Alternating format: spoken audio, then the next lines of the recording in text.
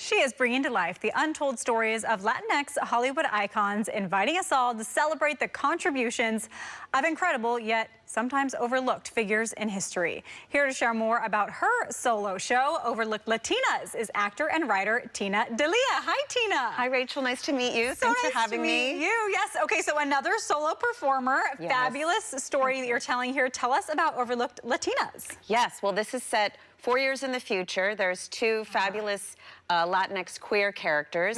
They're going to pitch, Angel and Carla, they're going to pitch their TV pilot, Overlooked Latinas, about how Latinx stars and Latinas of the past, that would be during the Red Scare and McCarthy era, were impacted.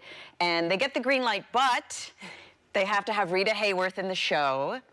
So, you know, which will ease the producers, of course, and the executives to have some, you know, wonderful, fabulous Rita Hayworth energy. However, the Rita Hayworth of this generation happens to have a little past with Angel. So she and Angel have known each other.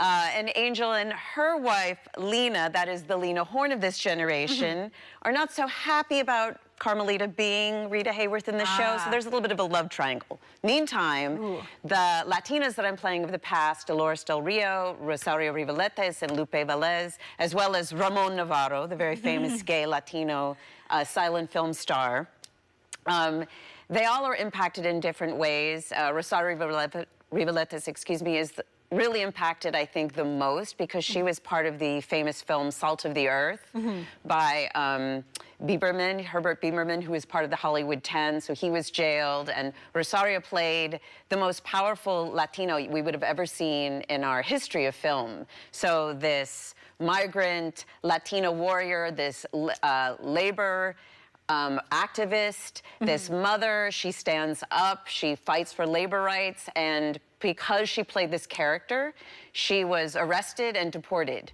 during the McCarthy era. So she tells a story, then even when she goes to Mexico, because she has this this imprint and this stigma on her as being a communist, which happened to many actors in Hollywood, but particularly I wanted to look at the impact on Latina actors.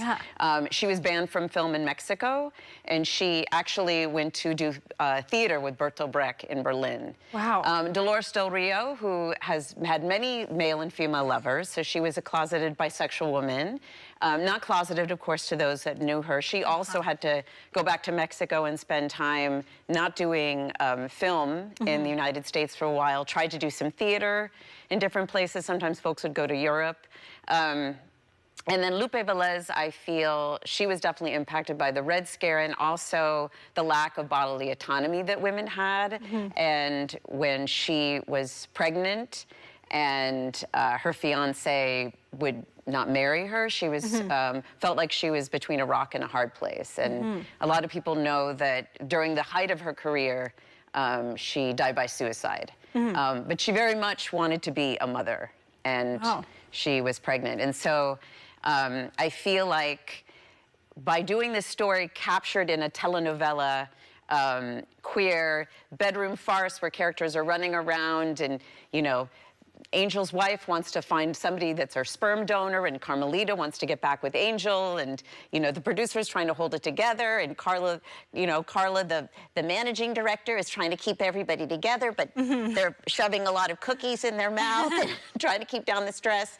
That the story of Overlooked Latinas is what is more serious, and I feel like in a way is very telling of how we want to keep telling our stories, you know, fighting fascism, you know, pushing through human rights and social justice. And that's a lot of what these stars were trying to do back in the day, is they were really trying to use film and arts as a vehicle for social justice. Wow, and so how did you get involved in this, and what has it been like to do the solo performance? Yes, so solo performance, I became inspired by so many women back in the 90s when I was learning and starting to do solo performance in Boston, and then I moved out here over 30 years to the Bay, and I continued working on solo performance, and I was really influenced from the theaters that I worked with and places like the Marsh, where I worked with a dramaturg since 2011, David Ford, and my director, Mary Guzman, for over 20 years.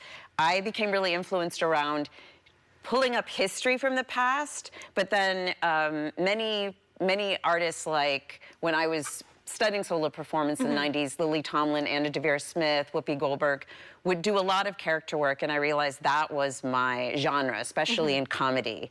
And so my first show, I started out being the Latina lesbian Groucho Marx. And I played a lot of other characters, but I did play the legendary Groucho Marx, who is known for a lot of wordplay. And so that started me in the 90s, and I really realized, like, maybe I can tell the stories with all the characters, play all the characters, and also share a bit of history. Yes. Okay, wonderful. Now, if people want to come out and see the show, where can they do that, and how can they do it? So it's at the Berkeley Marsh from April 5th to May 10th. On Saturdays, and there's 6 shows, so I hope folks come out. I've gotten a lot of feedback through the years of doing Overlooked Latinas, especially from other young Latinas and Latinx folks, that they didn't know about their history. Because I was really interested in, since I am interested in film history and how the McCarthy era and the Blacklist impacted so many artists, I really just kept digging into history and finding out how that impacted my communities as well. Well, very cool. Tina, so nice to meet you. Thank you so much. Break a leg out there. Good luck to you. Thank you so much.